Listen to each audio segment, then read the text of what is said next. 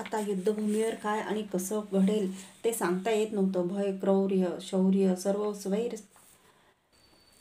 स्वैर भावनांचा विस्फोट केव्हा होईल ते सांगता येत नव्हतं. आता युद्धाचा यज्ञकुंडाचं सर्वग्राही वणव्यात रूपांतर झालं होतं. भीम, कर्ण, अर्जुन या तिघांनीच लाखो योद्धे यमसदनाला धाडले होते. जिथं जिथं ते तिघे समोर दिसत तिथे तिथे सैनिक सैरावैरा धावू लागले. रणभूमीवरचा रक्तामासाचा चिखल योद्धांच्या हत्ती घोड्यांच्या पायांखालून आणि रथचक्राच्या धावाखालून सरकत ओघळत क्षणाक्षणाला दक्षिणेकडच्या उतरत्या भागाकडे साचत चालला होता. त्या भागावर एक दलदलीचा एक पट्टाच तयार झाला होता. कोणताही दक्ष व कुशल सारथी आपला रथ त्या भागाकडे न्यायला तयार नव्हता. उजव्या बाजूला चाललेलं नकुल व कर्णपुत्र वृषसेन यांचं युद्ध आता निकराला पोचलं होतं. कुणीच कुणाला शरण जात नव्हतं. पांचालीची वेणी सावरून परतलेल्या क्रुद्ध भीमाची आणि कर्णाची गाठ पडली. एकमेकांना पाहताच त्यांनी शतशृंगावरच्या दोन मदमस्त हत्तीनीच्या प्राप्तीसाठी मांडावी तशी झुंज मांडली. दोघेही अमित सामर्थ्यवान, निडर, युद्धकुशल आणि भयावह होते. कर्णाचं सोनेरी शरीर सूर्यकिरणांसारखं उजळून निघालं होतं. भीमाचं रक्तवर्णी शरीर ग्रीष्मातील तांबड्या फुलांनी डवरलेल्या पलाश वृक्षासारखं पेटून निघालं होतं. दोन प्रचंड महानद एकमेकांविरुद्ध येऊन आदळावेत तसे ते एकमेकावर कोसळले. भीमाच्या मनात शल्य होतं घटोत्कचाचं, कर्णाच्या मनात आखाड्यातील आसुडाचं. भीमाने वधलेल्या पुत्राचं. आकाशातले महातारे निखळून पडताना एकमेकावर अवकाशातच आदळावेत तसे ते एकमेकावर भयानक आघात चढविण्यासाठी आदळू लागले. शूल, तोमर, चक्र, गदा, खडक मिळेल ते शस्त्र हाती घेऊन, मर्मस्थानाचा वेध घेऊन सलग फेकू लागले. अनेक वेळा कर्णाला भीमावर प्राणांतक व फेकण्याची संधी येत होती, तरीही तो जाणीवपूर्वक आपल्या अचूक बाणांची निवड त्याच्या केवळ दंड आणि मांडीच्या मांसल भागावरच करीत होता. मधून ते दोघेही मर्मभेदी आघात होताच मूर्छित होत होते. शुद्धीवर येण्यासाठी औषधी वनस्पतीची लाकडी नलिका सारथ्याने नाकावर धरताच झोपेतून उठलेल्या वनराजासारखे क्षणात ताठ उभे राहून गरजत शस्त्रफेक करीत होते. त्यांच्या युद्धकक्षेत जाण्याची छाती कोणालाही होत नव्हती. एक घटका ते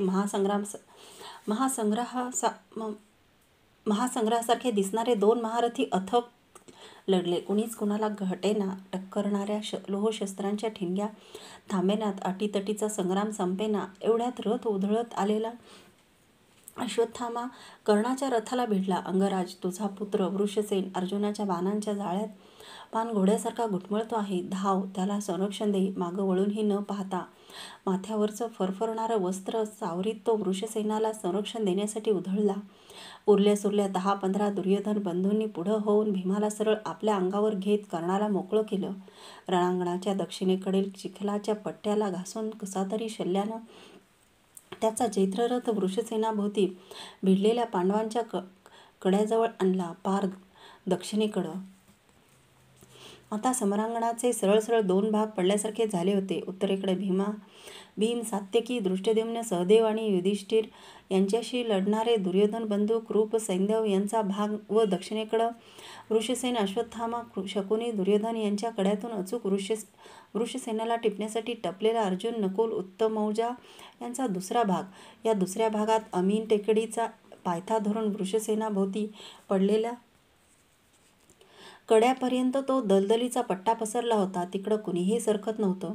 आपल्या पुत्राला अर्जुनाच्या बाणजाळ्यातून वाचवण्यासाठी आलेला कर्ण कसातरी प्रयासानं वृषसेनाभोवती दडलेल्या कड्यापर्यंत येऊन धडकला. एवढ्यात शकुनी, अश्वत्थामा, दुर्योधन यांना आव्हान देणाऱ्या अर्जुनानं नुकत्याच समोर उभ्या ठाकलेल्या कर्णालाही सूतपुत्र हा तुझा पुत्र वृषसेन आज तुम्हा सर्वांच्या समक्ष ठार करतो आहे. जसा तुम्ही माझा प्रिय अभि मारलात तसा, असं मोठ्यानं ओरडून एक चंद्रमुख बाण असा फेकला की पूर्वीच बाणांच्या कुंपणात रथात खिळलेल्या पण सांबरासारख्या ऐटदार दिसणाऱ्या वृषसेनाचं मस्तक क्षणात धाडकन धरतीवर कोसळलं. असंख्य जिभा दातांखाली आल्या. ज्येष्ठ कर्णपुत्र वृषसेन पडला. पांडव सैन्यानं आमच्या रथामागं रणवाद्यांचा कल्लोळ केला. अर्जुनासमोर थांबणं नको म्हणून जीव घेऊन धावणारे कुरुसैनिक दिशाहीन झाले. आपला पुत्र पडला हे पाहून कर्णानं आपल्या जीवनात कधीही घातली नव्हती ती प्रत्यक्ष सम्रांगणात मान खाली घातली. वृषसेनाच्या मृत देहाजवळ आणून शल्यानं त्याचा रथ थांबविला. धनुष्य फेकून रथातून तो खाली उतरला, आयाळ कापलेल्या सिंहासारखा. आपल्या निळ्या नेत्रातून धावणाऱ्या उष्ण अश्रुधारा त्या महावीरालाही थांबविता आल्या नाहीत. दूर उडालेलं वृषसेनाचं मस्तक त्यानं उचललं. सूर्याला अर्ध्यदान करणाऱ्या याचकानं, धनधान्य दान करणाऱ्या विजय धनुष्य उंचावून पेलणाऱ्या त्याच्या ओंजळीत आज त्याच्या प्रिय आणि जीवनाची सर्व आशा आकांक्षा असलेल्या त्याच्या ज्येष्ठ पुत्राचं शिरकमल होतं.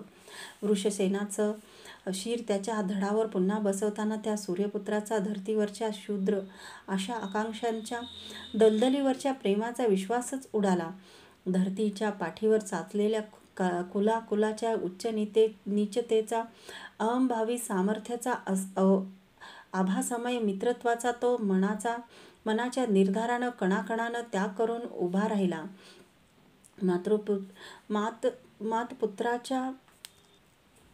मृत पुत्राच्या देहाला त्यानं स्पुंदत एक प्रदक्षिणा घातली. आता त्याच्या सर्वांगाचा धूमकेतू झाला होता. कोणत्याही नात्याचे पायात अडकणारे पाश आता त्याला मोहवू शकत नव्हते. कीर्तीचे व प्रीतीचे कसलेही धागे आता त्याला थोपवू शकत नव्हते. आता त्याचं नातं एकाशीच होतं, असीम, अमर्याद, अनंत अशा निळ्या आकाशाशी, माथ्यावरच्या तप्त शाश्वत सूर्यकेंद्राशी. खाली वाकून वृषसेनाच्या कपाळाचं एकदा दीर्घ अवघ्राण करून उठताना त्यानं कंठभाग फुलवून गगनभेदी आरोळी ठोकली. आक्रम. अर्जुनाच्या पराक्रमानं भयभीत होऊन धावणारे कुरुसैनिक खिळल्यासारखे जागच्या जागी थांबले ते परतून पांडव सैन्यावर प्राणाचा पण लावून हल्ला चढवण्यासाठी. कुरूंचं उरलं सुरलं सर्व सैन्य एकत्र बांधून तो आता आमच्या नंदीघोषाकडं समुद्र वाऱ्यासारखा येत होता. आता तिसरा प्रहर सुरू झाला होता.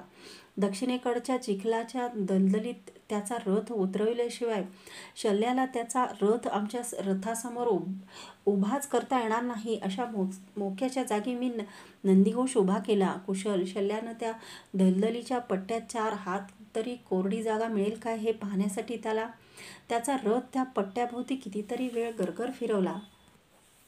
शेवटी निरुपायानं थांबून तो कर्णाला म्हणाला, राधेया, आजचा दिवस अर्जुनाशी युद्ध करण्यासारखा नाही. या दलदलीत रथ घालण्यात धोका आहे. तो हसला, नुसताच हसला. काही न बोलता त्यानं दलदलीच्या पट्ट्याच्या मध्ये रथ नेण्यासाठी बोट उंचावून शल्याला आज्ञा केली. आमच्या आणि त्याचा रथ आता प्रथमच एकमेकांसमोर उभे ठाकले. झटकन खाली उतरून मी वंगणाचा एक जड लेप आमच्या रथाच्या दोन्ही बाजूंच्या चक्रांना सगळीकडे दिला.